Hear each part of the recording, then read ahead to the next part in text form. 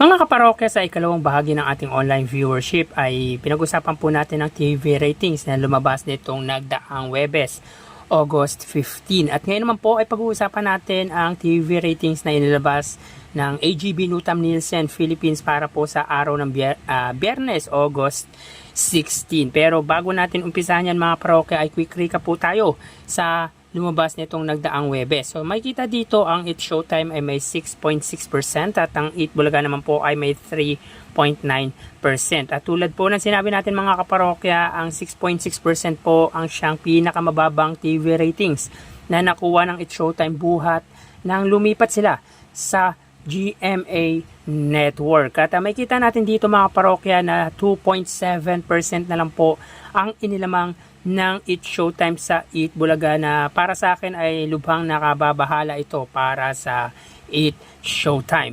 At kung titingnan natin ang pagitan ng dalawang malaking TV station ngayon dito sa bansa, ay angat pa rin po ang GMA sa TV5 ng 1.4%. So mga parokya, alam naman po natin na malaki ang bentahe ng GMA sa TV5.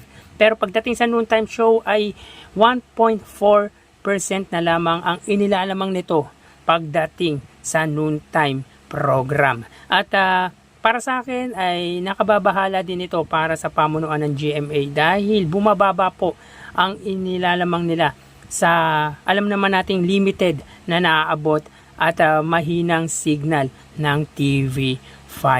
At tara, mapunta po tayo sa araw ng Biyernes. Pero bago natin umpisahan yan mga parokya ay humihiling ako na paki-subscribe ang aking YouTube channel. Paki-click ang bell icon para una kayong ma-notify sa mga bagong video na ilalabas ko. At pakidami nyo na din na i-follow ang aking Facebook page na Mega TV at ang aking TikTok account na Kaparokya TV. Maraming salamat! So mga parokya, unahan ko na po kayo mga parokya dahil wala pong inilabas na ratings ang Layun Here TV para po sa araw ng Biyernes, August 16. At kumuha po tayo sa anti-TVJ na TV rating. So dito may kita po natin ang It Showtime po ay may 6.6% at ang It Bulaga naman po ay may 3.6%. So dito mga parokya ay wala pong pinagbago ang nakuwang ratings ng It Showtime mula noong nagdaang Webes. At again, ito po ang pinakamababang ratings na nakuha ng It Showtime buhat ng lumipat sila sa GMA Network. At ang It Bulaga naman po ay nakakuha po sila ng 3.6% at bumaba po ng or nabawasan po ng 0.3% mula noong nagdaang Webes. Kung titingnan po natin mga parokya ang pagitan ng dalawang main TV network, angat po ang GMA sa TV5 ng 1.6%. So mula 1.4 noong nagdaang Webes ay nadagdagan po ng 0.2% at ito nga po ay 1.6%. Which is para po sa akin ay mababa po para sa GMA dahil mga kaparokya, sa lawak po ng naaabot ng GMA at sa lakas ng signal nito ay tanging 1% lang po ang inilalamang nila sa limited na naaabot at mahinang signal ng TV5. So dito may kita po natin mga parokya, ang GMA ay may 4.7%, ang GTV ay may 0.7%, ang A2Z ay may 0.6%, ang All TV ay 0 at ang Kapamilya Channel ay 0.6%. Sa panig naman po ng It Bulaga, ang TV5 ay may 3.1% at ang RPTV ay may 0.5%. So dito mga parokya, ang Kapamilya Channel at RPTV lang ang nakamit ng kanilang TV ratings average. So again, sa mga bagong naka-tune in lang po sa aking YouTube channel, ang bawat TV stations po na mayroon ang dalawang noontime show ay may katumbas na TV ratings average. So ulitin po natin, ang GMA ay may 6%, ang GTV ay may 1%, ang A2Z ay may 1%, ang All TV ay may 0.1% at ang Kapamilya Channel ay 0.3%. At sila po ay may TV ratings average. Ang It Showtime po ay may TV ratings average na 8.4%. Ang It Bulaga naman po ay may TV ratings average na 4% dahil ang TV5 po ay may 3.5% at ang RPTV ay may average na 0.3%. Supposedly mga parokya ay 3.8% po ang TV ratings average ng Eat Bulaga, pero nag-stick po tayo sa 4% TV ratings average. So yun nga mga parokya, napapansin po natin na nahihirapan pong umakyat sa kanilang TV ratings average ang Eat Showtime. Samantalang ang Eat Bulaga naman po ay paminsan-minsan po ay namimit po nila ang TV ratings average nila on a 4%.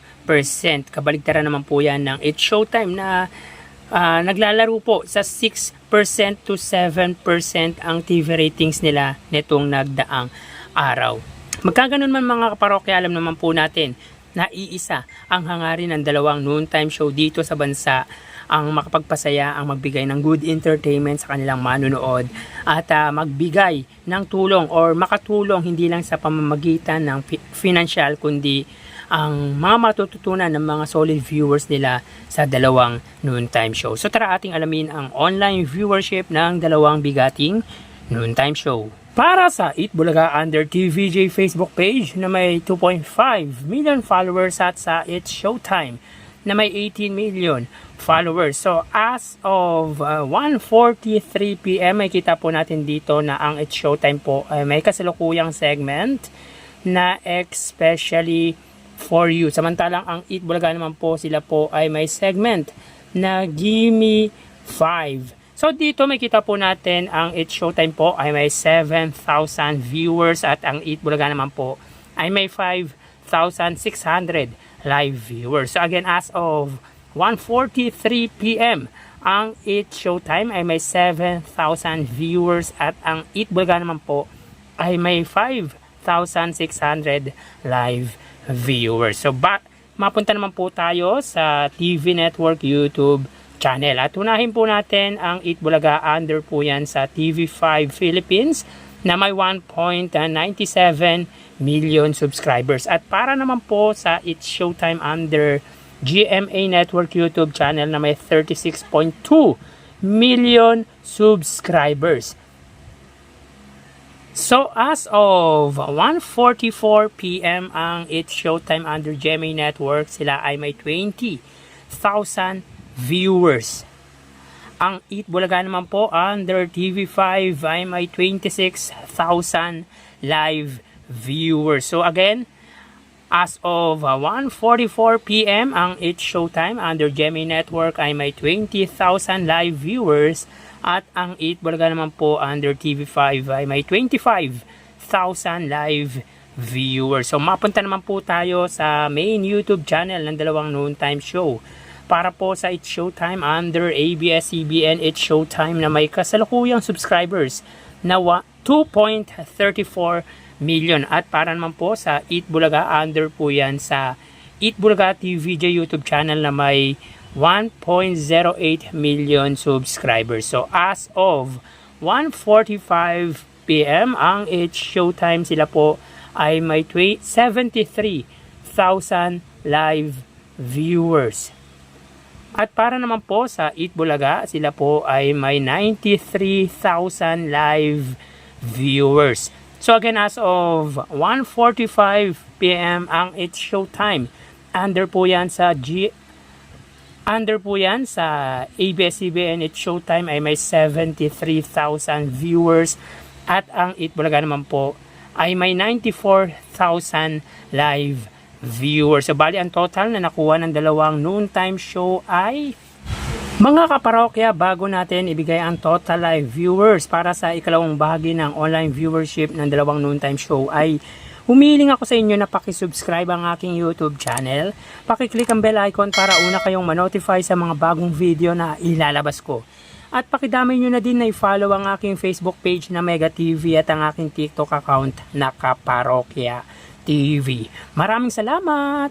So, bali ang total na nakuha ng It's Showtime ay 100,000 viewers. 7,000 para sa kanilang Facebook Live, 20,000 para sa kanilang TV Network YouTube channel, at 73,000 para sa kanilang main YouTube channel. Para naman po sa Eat Bulaga, sila po ay nakakuha ng 124,000 live viewers. 5,000 para sa kanilang Facebook Live, 25,000 94,000 para sa kanilang TV network YouTube channel at 94,000 para sa kanilang main YouTube channel. So again, ang Eat Showtime ay may 100,000 viewers at ang Eat Bulaga naman po ay 124,000 live viewers. So ramdam po talaga mga parokya ang pagkawala ni Anka Boga Star Vice Ganda sa noontime show ng Eat Showtime dahil mababa po talaga ang views na nakuha po nila ngayong araw. So yan po ang lumalabas sa kanilang online viewership as of 1:48 PM at magpapaalam na po ako. Mag-ingat po tayo mga kaparokya. Thank you and God bless.